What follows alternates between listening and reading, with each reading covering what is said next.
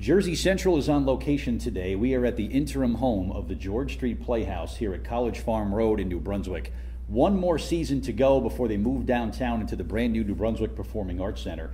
But what a season it is. The 2018-2019 season is underway, and the show that is on stage now through Veterans Day is terrific. It is called The Trial of Donna Caine, and it really spotlights the national discussion on women's role in the military. I had a chance to come to the opening night. I can talk about that in a bit. But I'm so honored to spend a couple minutes here today with the playwright, the writer of the show. He's a former Marine sergeant and Vietnam veteran. 32 years, he was the editor of a little magazine you may have heard of. If you've heard of Parade, how about the highest circulation of any magazine in the entire world under his watch? He's written books, he's written plays, he's done some live stage show. He's won so many awards in the literary world, including the Literacy Volunteers of America Stars and Literacy Award, also the Napoleon Hill Gold Medal for Literary Achievement, just to name a few. It is great to speak with Walter Anderson today. Walter, it's great meeting you, and thanks for taking a couple minutes today. I'm delighted to do this. Talk about the timeliness of this show, because when you mention the role of women in the military, it kind of gets a rise out of people, and everybody kind of has a take on that. The timeliness of this show could not be better, but just a brief overview, if you would, of the Trial of Donna Caine and how it portrays women in the military. All right, I think understanding its history will answer that. Originally, I spent 2 years studying the Ribbon Creek incident, which was in 1956. And a staff sergeant by the name of Matthew McCune led a platoon of recruits into Ribbon Creek. And when he did that, 6 recruits drowned, and it was the biggest story of its time. It was monumental.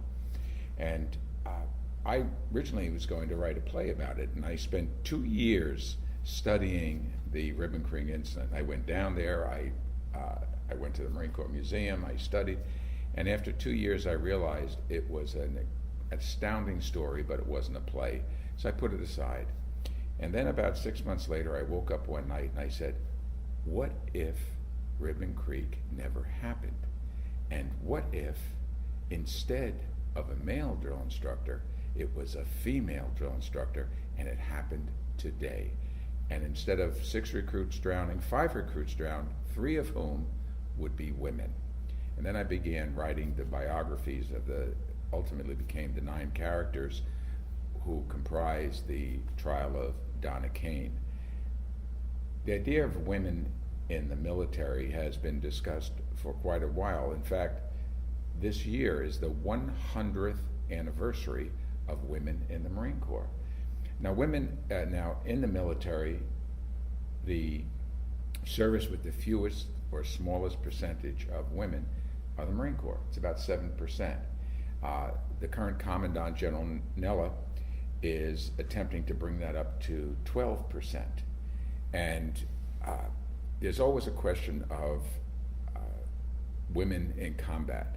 There are about, I believe, 100 women in Marine infantry right now, and I believe there is 1 Marine infantry officer who is a woman.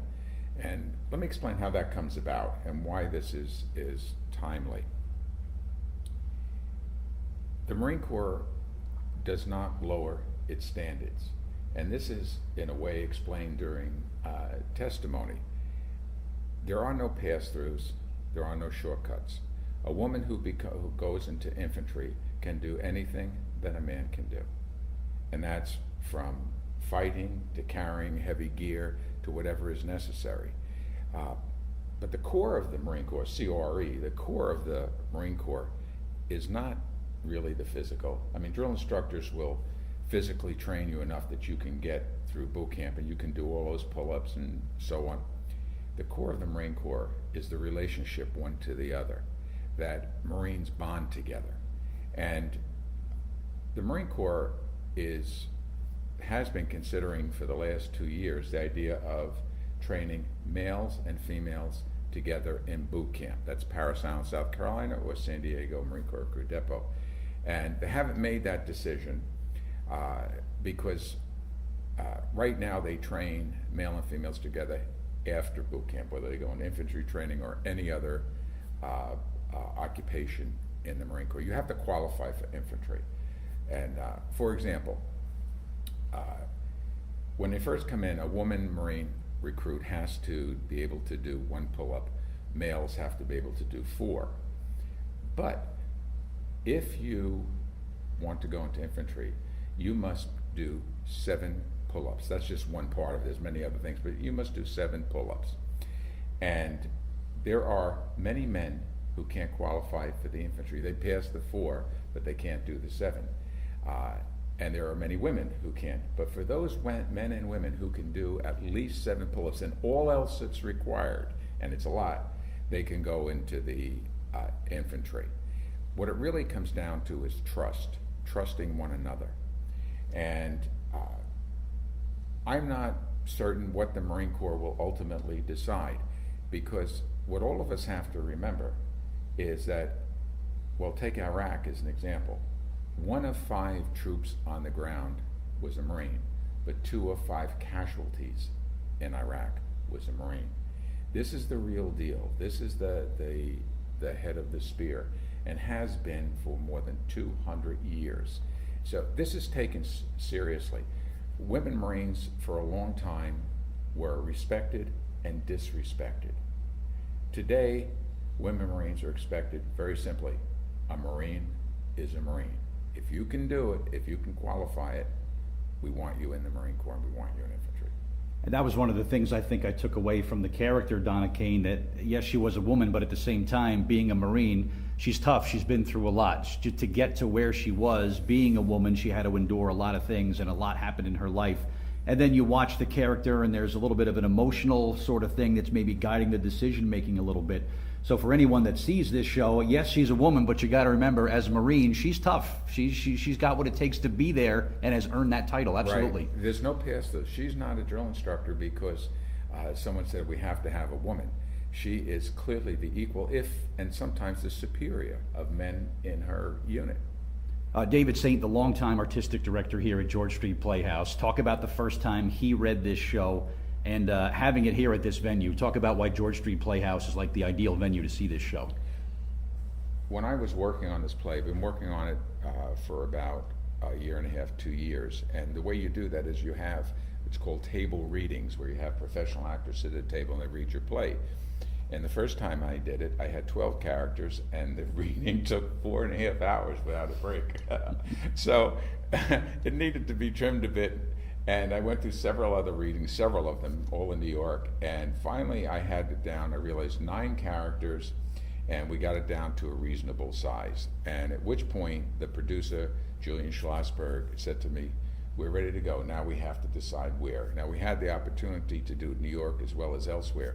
And we talked about that, and we both agreed, let's do it outside of New York, but let's find a really good director. And he said, well, I know the best.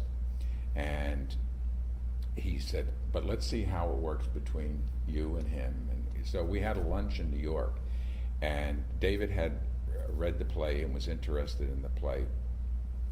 And during the course of the discussion, he said to me, Walter, there's always a play within a play, and that's the real play. So what the audience sees is a story, it sees actors and staging, but there has to be a play within the play. And he says, I'm going to ask you about that, but he says, I won't put you on the spot. I'll tell you what I think the play is about. And he said, in one word, reconciliation. And I was really floored, and I was astonished. And he said, it's about forgiveness and reconciliation. And from that second forward, there was no one else in the world I wanted to direct that play, because he really did understand it. Yeah. Now, when you actually produce a play, it's a collaboration. It's not the playwright, it's not the director, it's not the actors, it's not the people who create the stage or the lighting or the sound. It's everybody working together in a common goal. And the leader has to be the director. And he is extraordinary. No question. He really is. What a talented man. But he gets the best out of everyone, including me. Now, I have edited the greatest writers in the world for over, for decades. And so I'm being edited by David, and I loved it. For example, he has an unusual way of inspiring you to do your best. And this is the best example I can give you. So one night, about 4 days before we're going to go into previews, he asks me a question about getting to the heart of the play. And so I thought, and it stuck in my head. I couldn't figure out the heart of the play. And I went to sleep about midnight, and I sprung up at 5 o'clock in the morning, sat down, I completely rewrote the final scene of the play. Entirely different ending to the play. Brought it in the next day, and I have to tell you, he pretended mild surprise. He knew I was going to do that. And we got together, but then this is the best part of it. So he calls, it involved two actors. He called Donna Caine and Emily Zola Ginsburg. He has the two of them start to read it on stage. And when they read it, all of us realized where it had to end. And I cut out the last 6 or 8 lines of dialogue, ended it right there, because it was all of us working together. And if you have really good actors and a really good director, it make it happen. It really does happen. And of course we changed the play again during previews, it's watching how audiences respond. And sometimes it's challenging because, as you know, every single audience has responded enthusiastically. Sure. It's probably a better word than that, but absolutely enthusiastically to the play. But you pick up things, you work to that, and you talk constantly. And so I couldn't be more pleased. And Julian had told me that he said the George Street Playhouse not only is a venerable playhouse, he says it's among the finest regional theaters in America, in the entire country. So he said we could not be in a better place. And since you've seen the production, you know that that's true. I mean, everything about it, how the staging, the lighting, there's no bad seat in the audience. Everybody gets to see it. And what's interesting about the audiences here, they come from all over, and the audience is part of the play. That's what makes a play so different from a movie or a TV. There's, the actors don't have the opportunity, I didn't do that well, so let's film it again. I mean, they're on stage, it's live. And here's the thing about how I can't say enough about this cast. In any play, actors make mistakes. They forget. I mean, they go blank, just like that. They go blank. And it's happened a couple of times, and no one in the audience can pick it up because the other actors on stage immediately make it up and roll them in. And that's a cast that does together. And some, if not most of the characters, know every role in the play. Good chemistry then between the cast, God, and yes. That's incredible. But that's who's really to credit for that.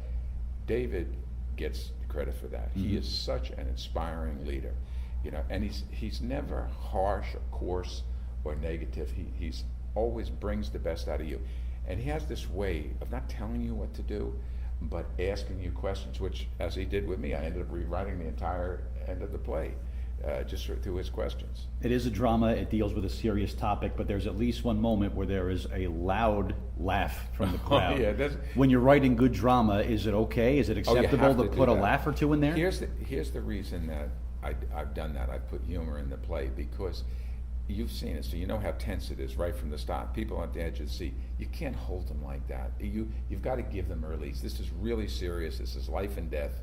And so you've got to give them some unit, so there's a safety valve, And what happens, I should laugh, but what happens sometimes is that the audience gets so engrossed, some of the audiences are afraid to laugh. They want to because you can see them, but maybe that would be disrespectful or something. And other audiences don't. But the thing is, there are certain parts of the play where they can't help themselves, that they just guffaw. And in some ways, I think, at the end of the play, they're finally relieved where they can stand and cheer and scream and do whatever they want to do. God, thank goodness.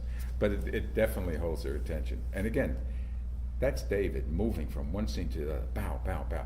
This play is, the way that David has directed it, it's cinematic.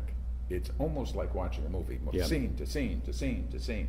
And yet you never lose it. You don't get ahead of the audience, you don't get behind the audience. I mean, you just carry them right along. Well, the show is on stage here at George Street Playhouse, appropriately enough, through Veterans Day, November 11th. You can get tickets by visiting the website, georgestreetplayhouse.org, or by calling the box office, 732-246-7717. And Walter, I was here on opening night, and I'm getting ready for the show, and behind me is sitting Phil Donahue and Marlo Thomas. He has a long history here, of course, so I did grab a selfie. Mr. Donahue didn't appear too happy with my sneaking a picture of the two of them, but the show just top to bottom is just spectacular, so congratulations to you on just a great piece here, and thank you for your service to our country as well, and continued success with everything going forward. I'm really honored to speak with you today. Thank you so much.